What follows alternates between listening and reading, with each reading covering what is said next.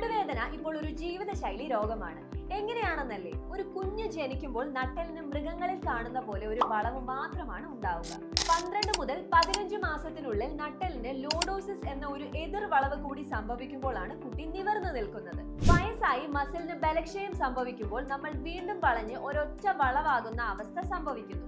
അപ്പോൾ നമ്മൾ എന്തിലെങ്കിലും ആശ്രയിച്ച് നടക്കേണ്ടി വരും. ഇന്ന് പ്രധാനമായും മൊബൈൽ ഫോൺ, കമ്പ്യൂട്ടർ എന്നിവയുടെ ഉപയോഗം കൊണ്ടും മസിലിന്റെ ബലമില്ലായ്മ കൊണ്ടും നട്ടെല്ലിന് ഈ ഒരൊറ്റ വളവ് വരികയും ലോഡോസിസ് നഷ്ടപ്പെട്ട് കൈകാൽ തരിപ്പ്, കഴപ്പ്, മരവിപ്പ് തുടങ്ങിയ അസുഖങ്ങൾ ഉണ്ടാവുകയും ചെയ്യുന്നു. അത് റിലേറ്റഡ് ആയ ഒരു കോഴ്സ് പഠിച്ചാലോ?